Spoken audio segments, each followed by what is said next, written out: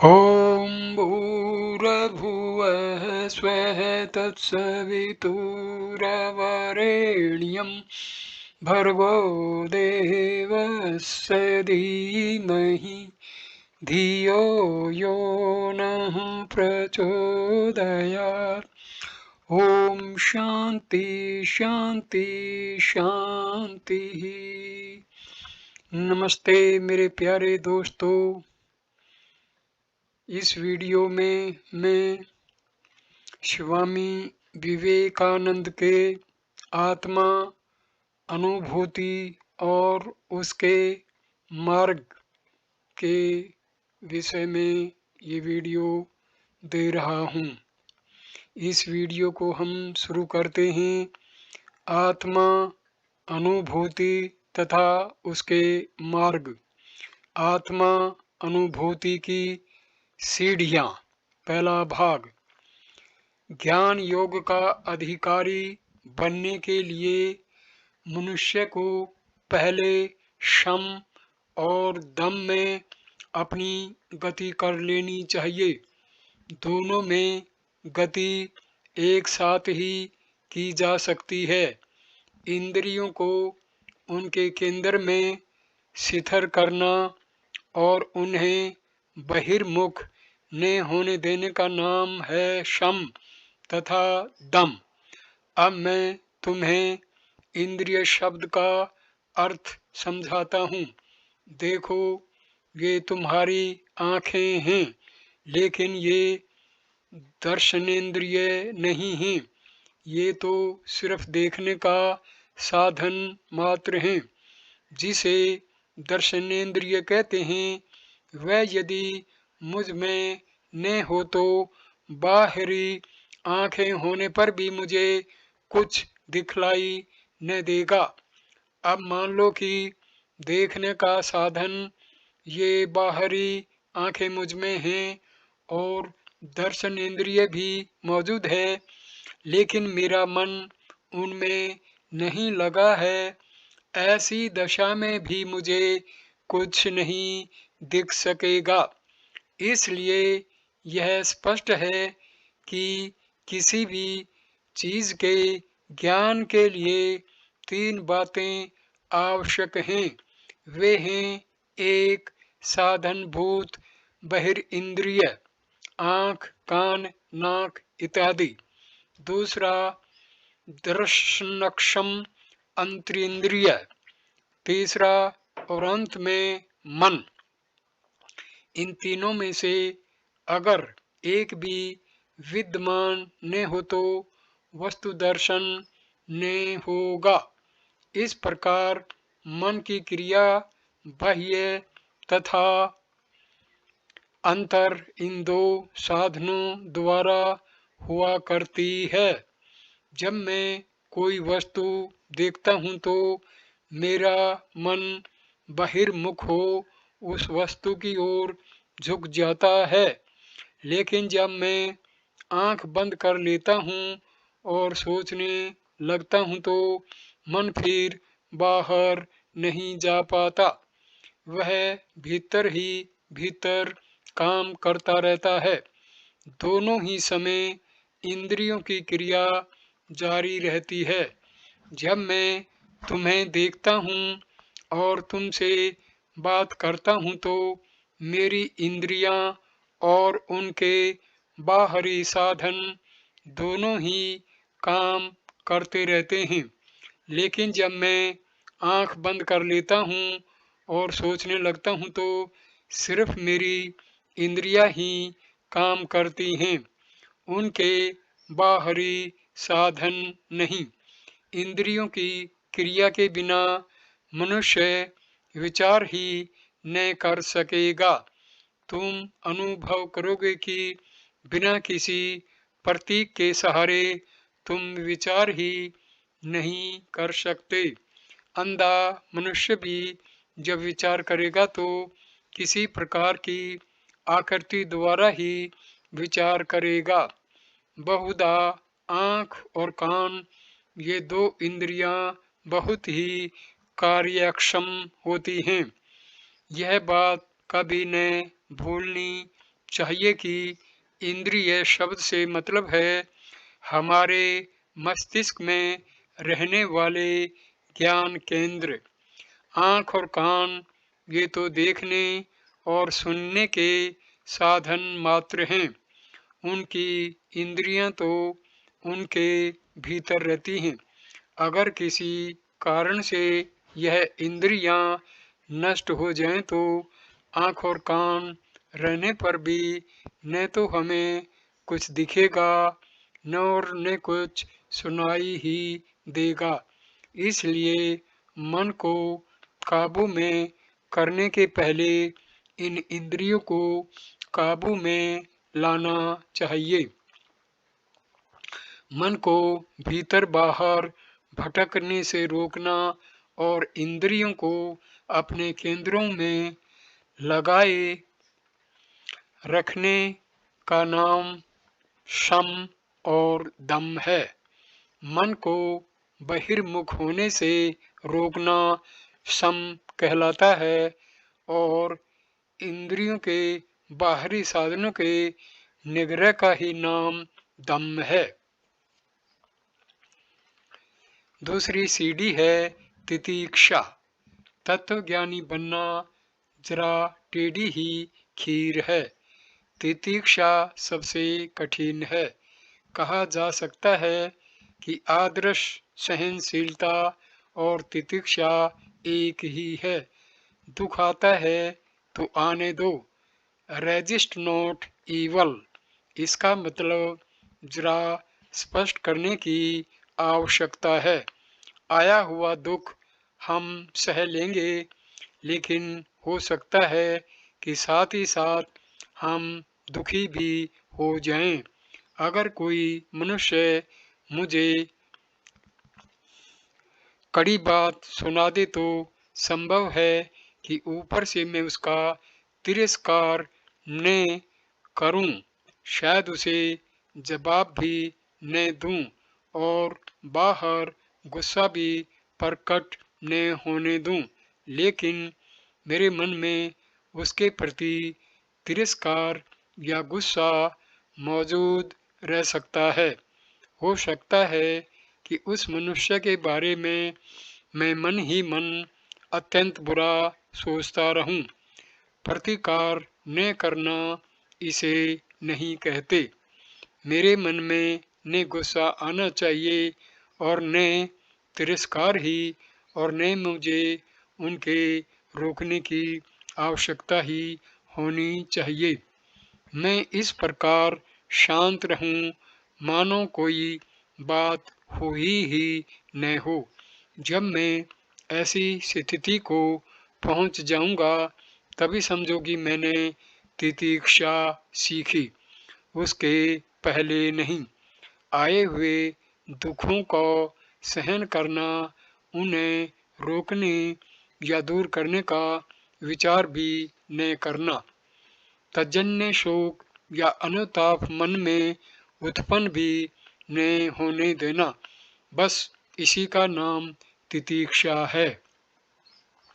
मानो दुख आया तो आने दिया, उसे रोकने की चेष्टा न की, और फलतः यदि कोई जबरदस्त आपत्ति आ ही पड़ी तो यदि हम में तितीक्षा हो तो हमें यह शोक नहीं करना चाहिए कि उस आते हुए दुख को रोकने की हमने चेष्टा क्यों न की। जब मनुष्य का मन ऐसी अवस्था में पहुंच जाता है तो समझ लो कि उसे तितीक्षा सिद्ध हो गई। भारतवर्ष के लोग इस तितीक्षा को प्राप्त करने के लिए बड़े असाधारण काम करते हैं। वे भयानक धूप और ठंड बिना किसी क्लेश के सह जाते हैं। वे बर्फ गिरने की भी परवाह नहीं करते। उन्हें तो यह विचार भी नहीं आता कि उनका शरीर है भी। शरीर के ही भरोसे छोड़ दिया जाता है, मानो वह इनकी कोई वस्तु ही न हो। उसके बाद आती है उपरती। भोग्य विषयों का चिंतन न करना, इसी का नाम उपरती है। हमने क्या देखा या क्या सुना, हम देखने वाले हैं या सुनने वाले, कौन सी वस्तु हमने खाई, खा रहे हैं अथवा खाएंगे, हम कहाँ रहें, इत्यादि इत्यादि विषयों के चिंतन में ही हमारा बहुत सा समय खर्च हो जाता है। जो कुछ हम देखते सुनते रहते हैं, उसी के सोचने में तथा तद विषयक बातें करने में ही हमारे समय का अधिकांश व्यतीत हो जाता है। अगर तुम वेदांती बनना चाहते हो तो तुम्हें यह आदत छोड़ देनी चाहिए। चौथा आवश्यक गुण है श्रद्धा। श्रद्धा मनुष्य का धर्म के प्रति और परमेश्वर के प्रति अमर्याद विश्वास है। जब तक मनुष्य में ऐसा विश्वास उत्पन्न नहीं होता, तब तक वह ज्ञानी होने की आकांक्षा नहीं कर सकता। एक बड़े सत्पुरुष का कथन है कि 2 करोड़ मनुष्यों में भी एक ऐसा मनुष्य इस दुनिया में नहीं है जो परमेश्वर में विश्वास करे। मैंने पूछा, यह कैसे?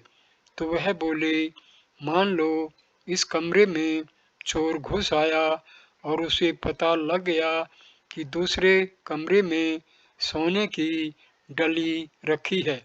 फिर दोनों कमरों को अलग करने वाला पर्दा भी बहुत कमज़ोर है, तो उस चोर के मन की हालत क्या होगी? मैंने जवाब दिया, उसे नींद न आएगी। उसका मन सोना पाने की तरकीब में ही लगा रहेगा, उसे और कुछ भी नहीं सूझेगा। यह सुनकर साधु जी बोले, तो फिर तुम बताओ कि क्या यह संभव है कि मनुष्य परमेश्वर में विश्वास करे परंतु उसे पाने के लिए पागल न हो? अगर मनुष्य सचमुच यह विश्वास करे कि असीम और अमर्याद आनंद की खान यहाँ है और वह उस खान तक पहुँच भी सकता है, तो क्या वहाँ पहुँचने के लिए वह पागल न हो जाएगा? ईश्वर में अटूट विश्वास और साथ ही उसके पाने की उत्सुकता का नाम ही श्रद्धा है। इसके बाद आता है समाधान, अर्थात परमेश्वर में अपने चित्त को निरंतर स्थापित करने का अभ्यास। एक दिन में ही कोई बात बनकर नहीं आ जाती। धर्म ऐसी वस्तु नहीं है कि गोली जैसी निगल ली जाए। इसके लिए लगातार और कड़े अभ्यास की आवश्यकता है। धीरे धीरे और लगातार अभ्यास से मन काबू में लाया जा सकता है। छठवीं बात है मुमुक्षुत्व, अर्थात मुक्त होने की उत्कट अभिलाषा। तुम लोगों में से जिन्होंने आर्नोल्ड की लाइट ऑफ एशिया नामक पुस्तक पढ़ी होगी, उन्हें याद होगा कि भगवान बुद्ध ने अपना पहला तत्व क्या सिखलाया है। उनके कहने का तात्पर्य है, अपने दुखों के तुम स्वयं ही पैदा करने वाले हो, तुम्हें कोई बाधा नहीं करता है। ऐसा भी तुमसे कोई नहीं कहता कि तुम जीवित रहो अथवा न रहो। तुम क्यों अपने आप ही दुख के चक्कर में पड़कर अनेक प्रकार के कष्टों का अनुभव करते हो। इसमें तो तुम्हें केवल अश्रु तथा शून्यता ही प्राप्त होगी। हम पर जो दुख आते हैं वे हमारे ही पसंद किए होते हैं। यह हमारा स्वभाव ही है। 60 साल तक जेल में रहने के बाद जब एक चीनी नए बादशाह के राज्याभिषेक के उपलक्ष्य में जेल से छोड़ दिया गया तो वह चिल्ला उठा था, अब मैं कहाँ जाऊं? मैं तो कहीं नहीं जा सकता। मुझे तो उसी भयानक अंधेरी कोठरी में चूहे और चूहियों के पास जाने दो। मैं यह उजेला नहीं सह सकता।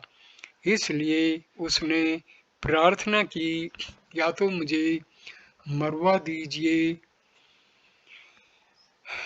या तो मुझे मरवा दिया जाए या फिर से जेल में ही भिजवा दिया जाए। उसकी प्रार्थना के अनुसार वह फिर बंद कर दिया गया। सब मनुष्यों की हालत ठीक ऐसी ही है।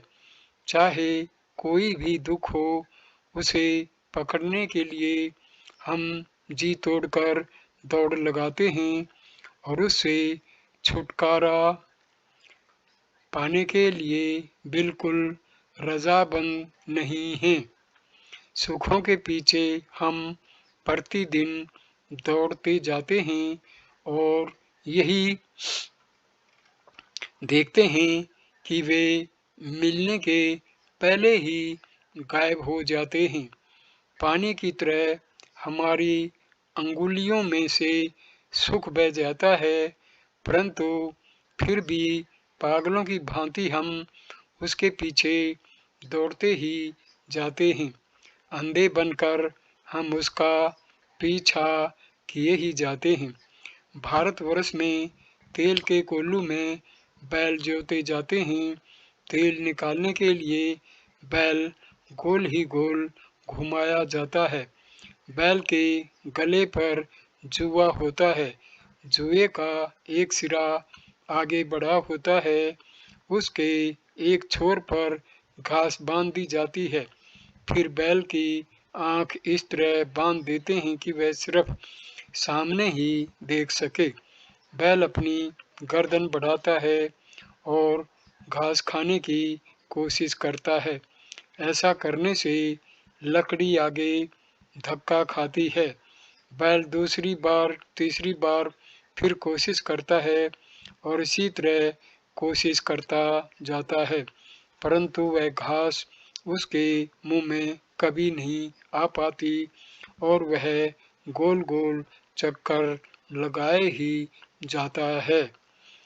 इधर कोल्हू में तेल पिरता जाता है। हमारी आदत भी ठीक ऐसी ही है। हम भी रुपया पैसा, जोरू बच्चे और अपनी आदतों के दास हैं। मृग जल की नाई उस घास को पाने के लिए हजारों जन्म तक हम चक्कर लगाए जाते हैं, लेकिन जो हम पाना चाहते हैं वह हमें नहीं मिलता। प्रेम एक ऐसा ही बड़ा धोखा है। हम लोगों का प्यार करते हैं और चाहते हैं कि लोग हमारा प्यार करें। हम समझते हैं कि हम सुखी होने वाले हैं और हम पर दुख कभी नहीं आएगा, लेकिन जितना ही हम सुख की ओर जाते हैं उतना ही अधिक वह हमसे दूर भागता जाता है। इस तरह दुनिया चल रही है और इसी तरह समाज। हम अंध गुलाम जैसे उसके लिए भुगतते हैं और यह भी नहीं समझते कि हम भुगत रहे हैं। तुम जरा अपनी ही जिंदगी की ओर देखो, तुम्हें मालूम होगा कि कितना थोड़ा सुख इस जिंदगी में है और मृग जल के पीछे दौड़ने के सदृश इन भोगों का पीछा करते हुए कितना थोड़ा सुख तुम्हारे हाथ आया है। क्या तुम्हें सोलन और क्रीसस की कहानी याद है? बादशाह ने उस बड़े साधु से कहा, सोलन, देखो, इस एशिया माइनर जैसी सुख भरी और कोई दूसरी जगह नहीं है। साधु ने पूछा, सबसे सुखी मनुष्य कौन है? मैंने तो ऐसा कोई भी मनुष्य नहीं देखा जो बिल्कुल सुखी हो। क्रीसस ने कहा, वह सबसे सुखी मनुष्य मैं ही हूँ। इस पर उस साधु ने कहा, जरा जल्दी न करो, अपनी जिंदगी खत्म होते तक ठहरो। और ऐसा कहकर वह चला गया। कुछ दिनों बाद पर्शिया निवासियों ने उस राजा को जीत लिया और उसे जिंदा जला देने का हुक्म दे दिया गया। जब क्रीसस ने चिता रची हुई देखी तो वह सोलन सोलन कहकर चिल्ला उठा। पर्शिया के बादशाह ने जब उससे पूछा कि वह किसको पुकारता है, तो क्रीसस ने अपनी सारी कहानी कह सुनाई। वह बात बादशाह के दिल में चुभ गई और उसने क्रीसस को मरने से बचा लिया। हममें से हर एक की जिंदगी की यही कहानी है।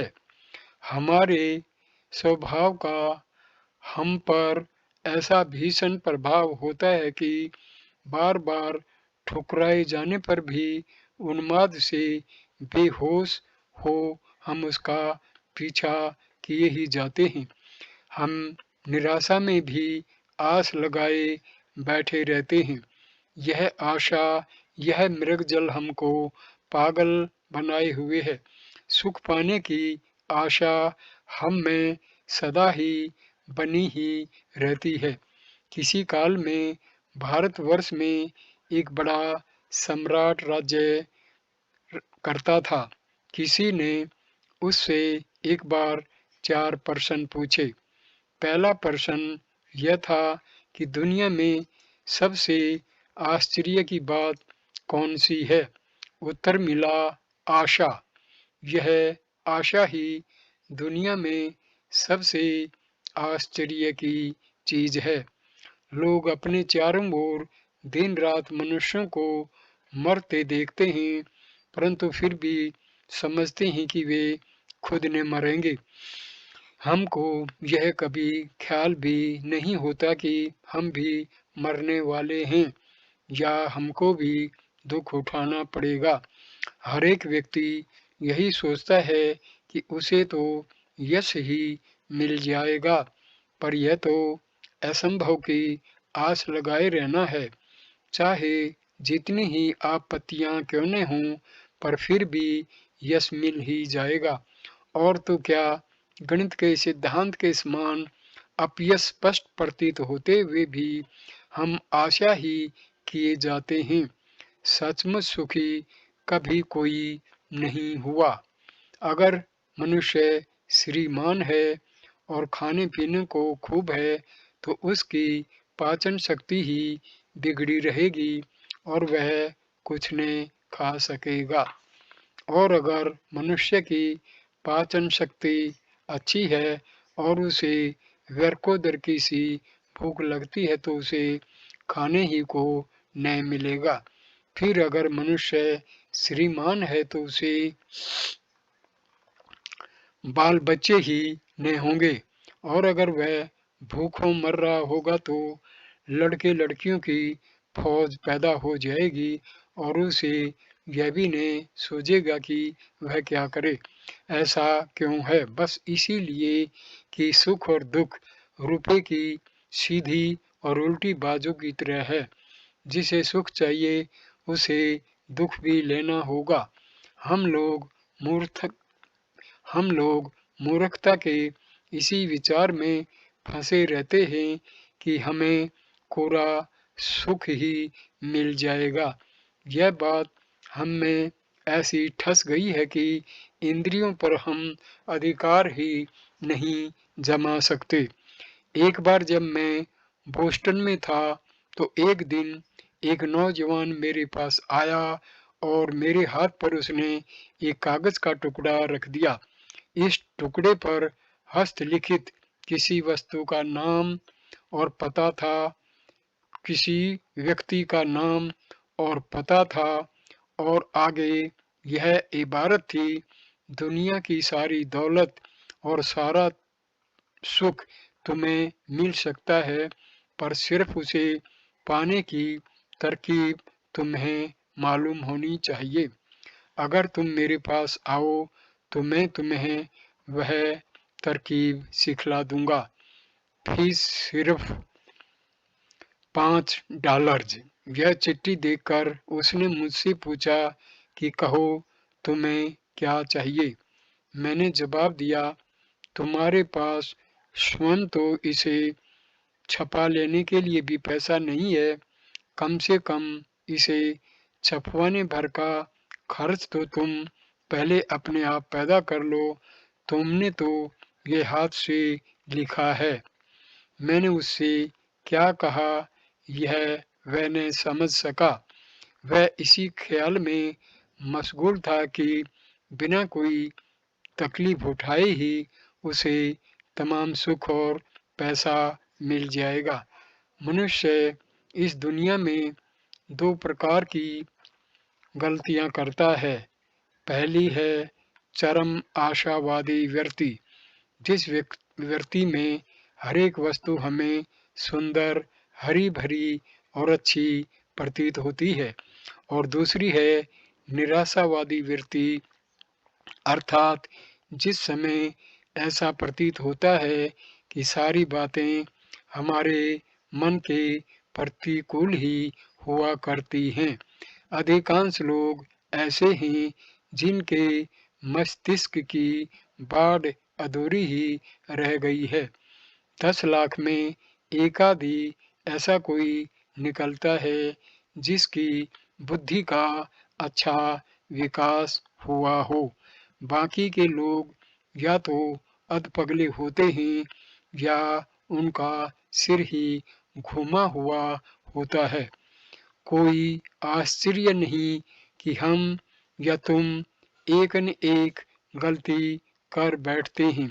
जब हम नौजवान और शक्तिमान होते हैं तो हमें ऐसा मालूम होता है कि दुनिया की सारी भोग की चीजें हम ही पाने वाले हैं और वह हमारे लिए ही पैदा की गई हैं। इसके विरुद्ध जब लोग हमें गेंद की तरह ठोकरों से उड़ाते हैं और हम बूढ़े हो जाते हैं तो हम खांसते खांसते एक कोने में जा बैठते हैं और फिर दूसरों के उत्साह पर भी ठंडा पानी फेरने लगते हैं। बहुत थोड़े मनुष्यों को इस बात का ज्ञान है कि दुख के साथ सुख और सुख के साथ दुख लगा हुआ है, और सुख भी उतना ही घृणाजनक है जितना कि दुख, क्योंकि सुख और दोनों जोड़वा भाई हैं। जिस तरह दुख के पीछे दौड़ना हमारे मनुष्यत्व की विडंबना है, उसी तरह सुख के पीछे दौड़ना भी जिसकी बुद्धि समतोल हो, उसे दोनों का ही तिरस्कार करना चाहिए। नियति के हाथ का खिलौना न बनने की कोशिश हम क्यों न करें। अभी हम पर मार पड़ रही है और जब हम रोने लगते हैं तो नियति हमारे हाथ पर रुपया रख देती है, फिर मार बरसती है और हम फिर रोने लगते हैं। अब की बार नियति रोटी का टुकड़ा दे देती है और हम फिर हंसने लगते हैं। ज्ञानी पुरुष चाहता है स्वाधीनता। वह जानता है कि विषय निस्सार है और सुख दुख का कोई अंत नहीं है। दुनिया के कितने धनवान नया सुख ढूंढने में लगे हुए हैं, लेकिन जो सुख उन्हें मिलता है वह पुराना ही होता है। कभी कोई नया सुख हाथ नहीं लगता। क्या तुम नहीं देखते हो कि इंद्रियों को कुछ क्षण तक उद्दीप्त करने के लिए प्रतिदिन किस तरह मूर्खता के नए नए आविष्कार किए जा रहे हैं। फिर होती है प्रतिक्रिया। बहुजन समाज भेड़ी के झुंड के समान है। अगर एक भेड़ गड्ढे में गिरती है तो दूसरी भेड़ें भी गिरकर अपनी गर्दन तोड़ लेती हैं। इसी तरह समाज का मुखिया जब कोई बात कर बैठता है तो दूसरे लोग भी उसका अनुसरण करने लगते हैं और यह नहीं सोचते कि वे क्या कर रहे हैं। जब मनुष्य को ये संसारी बातें निस्सार पड़ती होती हैं तब वह सोचता है कि वह इस प्रकार का खिलौना न बने अथवा कहिए नियति उसे इस तरह न बहकावे। यह गुलामी है। कोई अगर दो चार मीठी बातें सुनाए तो मनुष्य मुस्कुराने लगता है और जब कोई कड़ी बातें सुना देता है तो आंसू निकल आते हैं। एक रोटी के टुकड़े, एक सांस भर हवा, कपड़े लत्ते, देशाभिमान, अपने देश, अपने नाम अथवा अपनी कीर्ति का मनुष्य दास है। इस तरह वह गुलामी में फंसा है और उसमें वास करने वाला सच्चा मनुष्य तो इन सब बंधनों के कारण उसके अंदर गढ़ा हुआ पड़ा है। जिसे तुम मनुष्य कहते हो वह गुलाम है। जब मनुष्य को अपनी इस सारी गुलामी का अनुभव होता है तब उसके मन में स्वतंत्र होने की इच्छा उत्पन्न होती है, अदम्य इच्छा उत्पन्न होती है। अगर किसी मनुष्य के सिर पर दहकता हुआ अंगार रख दिया जाए तो वह मनुष्य उसे दूर फेंकने के लिए कैसा छटपटाएगा। ठीक इसी तरह वह मनुष्य जो यह समझ चुका है कि वह प्रकृति का गुलाम है, स्वतंत्रता पाने के लिए छटपटाता है। मुमुक्षुत्व अर्थात स्वतंत्रता पाने की इच्छा क्या है, यह हमने देख लिया। अब आता है दूसरा विषय, वह भी बहुत कठिन है। सत्य क्या है अथवा मिथ्या क्या है, क्या चिरंतन है और क्या नश्वर आदि आदि भेद जानना अर्थात नित्य अनित्य विवेक, यह है दूसरा विषय। परमेश्वर ही सिर्फ शाश्वत है और दुनिया की प्रत्येक वस्तु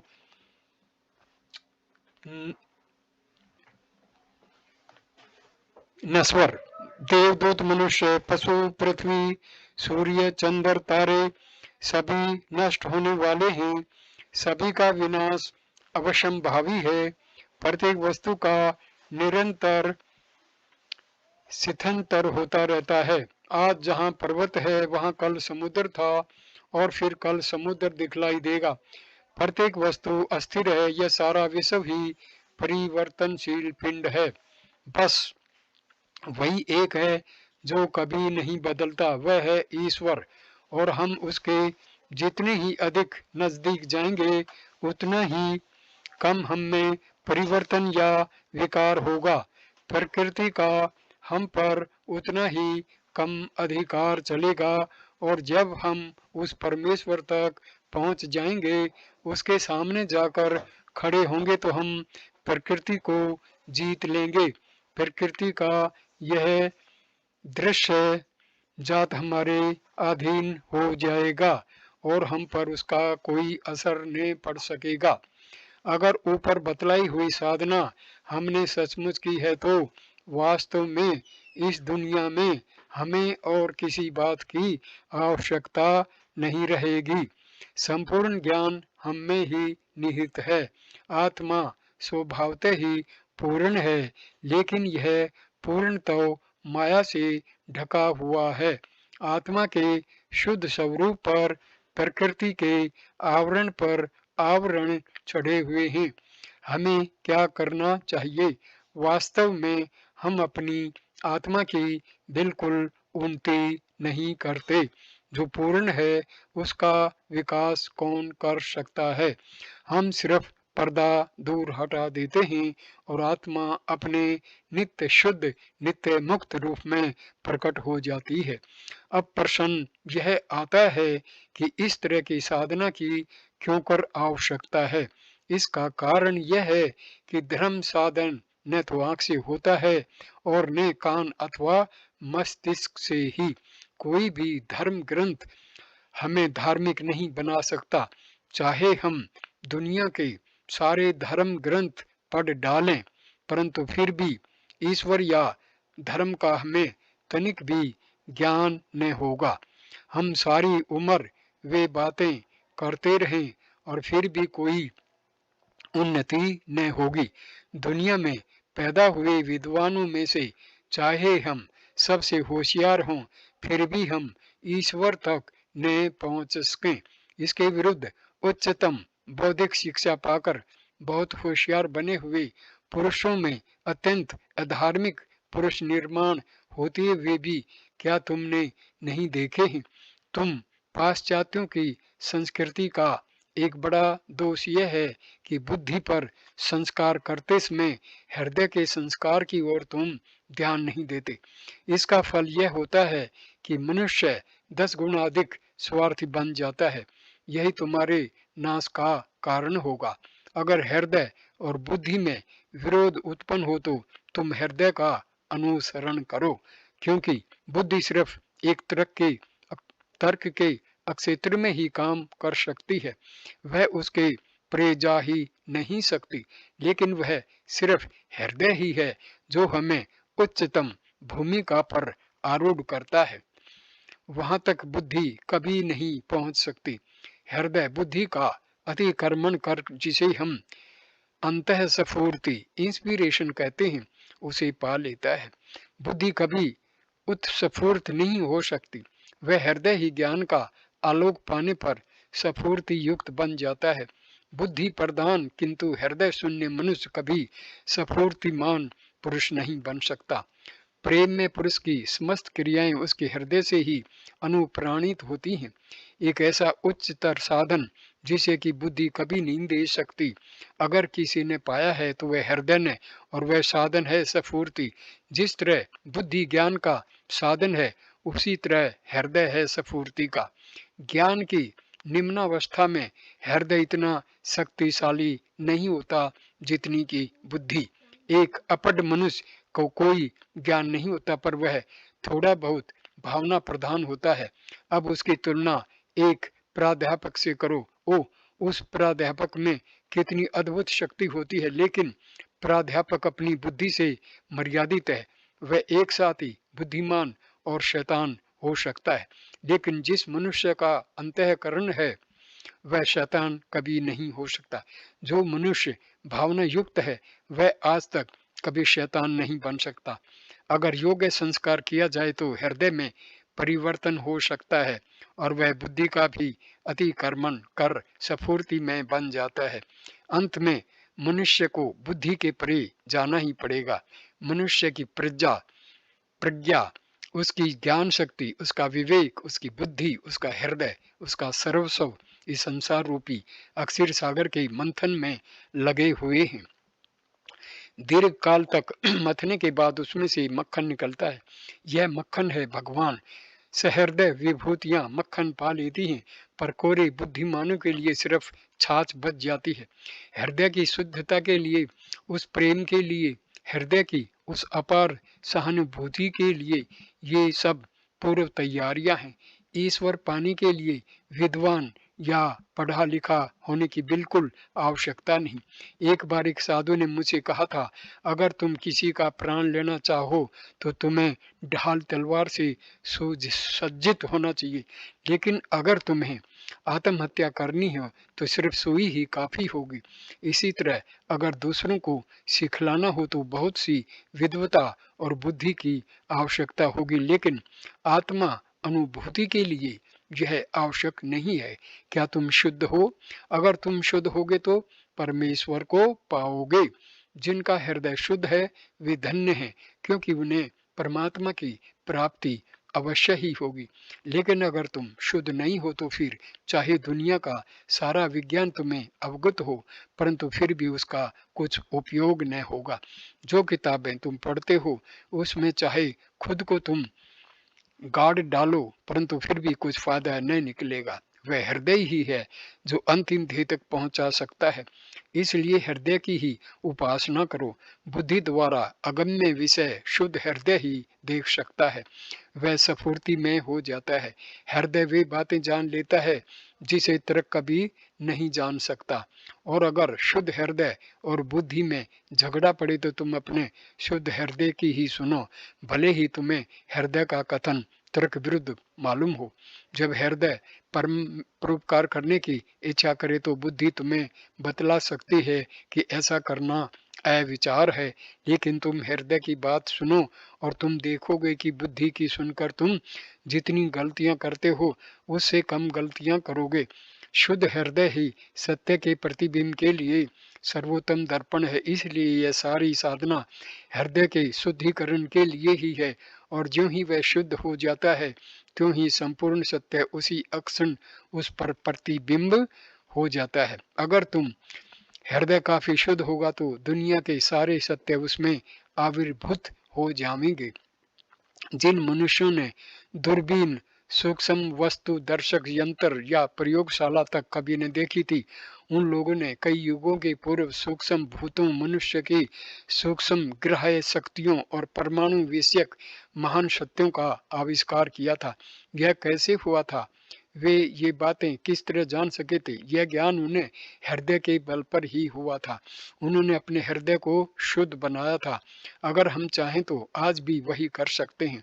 वास्तव में हृदय की शुचिता पर अधिष्ठित संस्कृति ही इस दुनिया के दुखों को कम करेगी, न कि बुद्धि पर अधिष्ठित बुद्धि संस्कृति। बुद्धि सुसंस्कृत की गई, फलते मनुष्य ने सैकड़ों विद्याओं का आविष्कार किया और उसका परिणाम यह हुआ कि कुछ थोड़े मनुष्यों ने बहुत से मनुष्यों को अपना गुलाम बना डाला। बस यही हमारा लाभ हुआ है।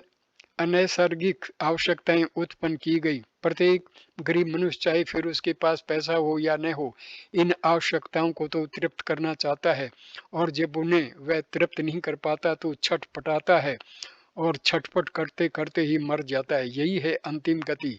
दुख दूर करने का प्रश्न बुद्धि से नहीं छुड़ाया जा सकता, वह हृदय से ही छूटेगा। अगर यह प्रचंड यत्न मनुष्यों को अधिक शुद्ध, सभ्य तथा सहनशील बनाने की ओर लगाया जाता है तो यह दुनिया का आज 1000 गुनी अधिक सुखी हो जाती है। इसलिए सर्वदा हृदय अधिक पवित्र करो, क्योंकि भगवान कार्य करते हैं हृदय द्वारा और तुम अपनी बुद्धि द्वारा। पुराने अहदनामा ओल्ड टेस्टामेंट में मोजिस को जो कहा गया था कि तुम अपने जूते उतार दो क्योंकि तुम जहाँ खड़े हो वह पवित्र भूमि है, तुम्हें याद होगा धर्म का अभ्यास करते समय हमें यह आदर युक्त भावना रखकर उसकी ओर बढ़ना चाहिए। जो कोई शुद्धांतकरण तथा आदर युक्त भावना से आएगा तो उसका हृदय खुल जाएगा, कपाट खोल दिए जाएंगे और उसे सत्य का दर्शन होगा। अगर तुम बुद्धि को साथ लेकर आओगे तो बुद्धि की कुछ कुलाटें खाने को तुम्हें मिल जाएंगी, कुलाटें खाने को मिल जाएंगी, कुछ तार्किक सिद्धांतों की तुम्हें प्राप्ति होगी, लेकिन सत्य दर्शन नहीं होगा। सत्य का स्वरूप ऐसा है कि जो कोई उसे देखेगा उसे एकदम पूरा विश्वास हो जाएगा। सूर्य का अस्तित्व सिद्ध करने के लिए मशाल की जरूरत नहीं होती, वह स्वयं ही प्रकाशमान है। अगर सत्य को भी सबूत की आवश्यकता हो तो उस सबूत को फिर कौन साबित करेगा? इसलिए धर्म की ओर हमें प्रेम तथा आदर युक्त भावना से झुकना चाहिए। फिर हमारा हृदय जागृत हो उठेगा और कहेगा यह सत्य है, वह सत्य नहीं है।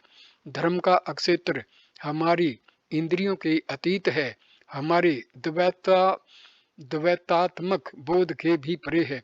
परमेश्वर इंद्रियों द्वारा कभी ग्रहण नहीं किया जा सकता। अभी तक किसी ने परमेश्वर को इंद्रियों द्वारा नहीं जाना और द्वैत बोध रहते हुए न कोई उसे जान ही सकेगा। द्वैत बोध रहते हुए किसी को भी परमेश्वर प्रतीत न होगा।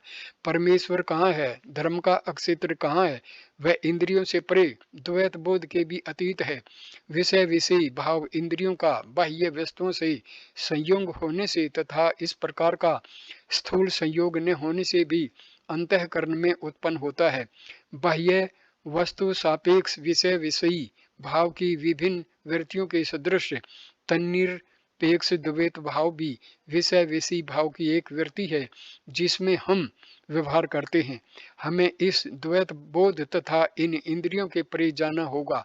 हमें अपनी अंतस्थ आत्मा के अधिकाधिक निकट जाना पड़ेगा और जितना ही हम आगे बढ़ेंगे उतना ही हम परमेश्वर के अधिकाधिक समीप पहुंचेंगे। परमेश्वर के अस्तित्व का क्या प्रमाण है? साक्षात्कार अर्थात प्रत्यक्ष करना। इस दीवार का सबूत यह है कि मैं इसे देखता हूँ। आज से पहले हजारों ने परमेश्वर को इस तरह देखा है और आगे भी जो चाहेंगे उसे देख सकेंगे, लेकिन यह प्रत्यक्षानुभूति इंद्रियों द्वारा होने वाले अनुभव के सदृश बिल्कुल नहीं है। वह इंद्रियातीत है, वह द्वैता बोधातीत है। यह सब साधना हमें इंद्रियों के परे जाने के लिए आवश्यक है। अनेक प्रकार के कृत कर्मों तथा बंधनों से हम अधोगामी हो रहे हैं। इन साधनाओं से हम शुद्ध और सत्यनिष्ठ बनेंगे। बंधन स्वयं ही टूट जाएंगे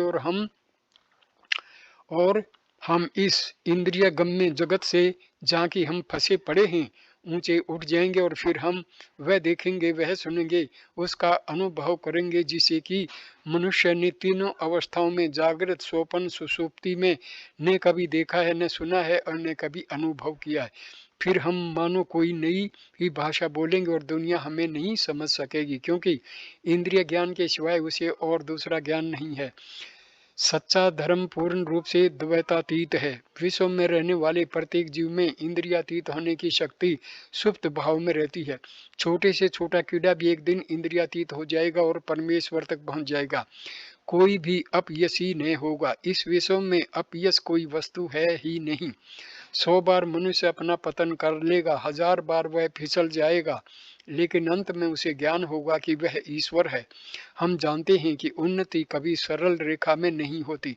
प्रत्येक जीव की गति वर्तुलाकार है और उसे अपना गोल पूरा ही करना होगा। कोई भी जीव इतने नीचे कभी जा ही नहीं सकता कि फिर उसका उत्थान न हो। हर एक जीव को ऊंचा चढ़ना ही होगा। ऐसा कोई भी नहीं है जिसकी सुगति न हो सके। हम सब एक ही मध्य बिंदु से, जो कि परमेश्वर है, प्रकट हुए हैं। ऊंचे से ऊंचा, नीच से नीच जीव जिसे ईश्वर ने उत्पन्न किया है, अंत में उस पिता के पास लौट ही आएगा जिससे प्रत्येक व्यक्ति श्रेष्ठ है और जो सबका अधिष्ठान है और जिसमें सब विलीन होंगे वही ईश्वर है। इस वीडियो को मैं यहीं पर विराम देता हूँ। दूसरा वीडियो इसी विषय में हम धर्म जीवन की साधनाएं से शुरू करेंगे। धन्यवाद ये वीडियो देखने के लिए। नमस्ते मेरे दोस्तों, नमस्कार।